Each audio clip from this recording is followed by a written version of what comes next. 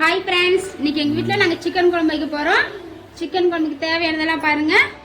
1 kilo chicken எடுத்து வச்சுருக்கேன். 3/4 kilo சின்ன வெங்காயம், தாளிக்க கருவேப்பிலை, இஞ்சி பூண்டு பேஸ்ட்டு, தக்காளி, தேங்காய், கடுகு, சோம்பு. வாங்க ஃப்ரெண்ட்ஸ், எப்படி செய்யலான்னு பார்க்கலாம். வெங்காயம் ஓரளவுக்கு நல்லா வதங்கிடுச்சு. இந்த ஸ்டேஜில் நம்ம தக்காளி போட போகிறோம். தக்காளியை போட்டு நல்லா வதக்குங்க. 1 கிலோ கறிக்கு 3 தக்காளி போட்டால் போதும். நல்லா தக்காளியை வதக்கிட்டு தேங்காய் போட போகிறோம்.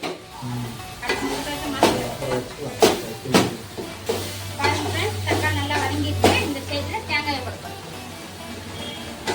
தேங்காயை போட்டு நல்லா ஒரு வதக்கி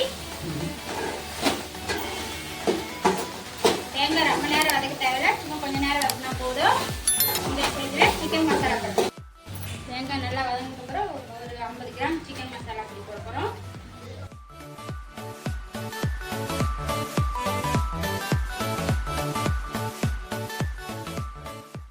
இதை நல்லா வதக்கி வச்சு இப்போ இதை என்ன பண்ண போகிறோம், ஆற வச்சு அரைச்ச போகிறோம். ஆற வச்சு அரைச்சிட்டு காமிக்கிறேன். இது ஆற கேப்பில் நம்ம சிக்கனை வதக்கிற போகிறோம்.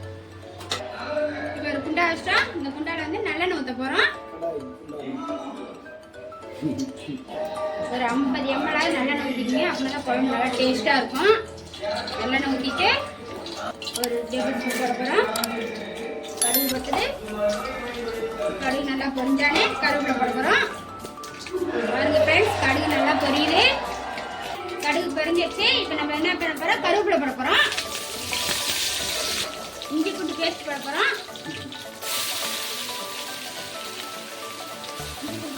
ஒரு கலர் கலரணும்.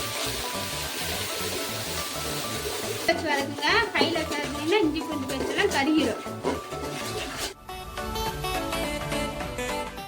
அடுத்து சிக்கனை போட போறோம்.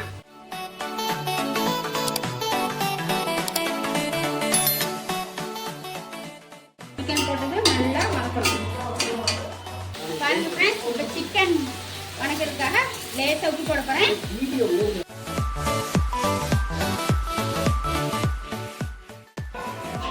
கறி வேகட்டும். நம்ம தட்டை போட்டு மூடி வச்சிடலாம். பாருங்க ஃப்ரெண்ட்ஸ், 3/4 கறி வெந்துருச்சு. இப்போ நம்ம என்ன பண்ண போறோம், வதக்கி ஆற வச்சு அரைச்ச விழுத ஊற்ற போறோம்.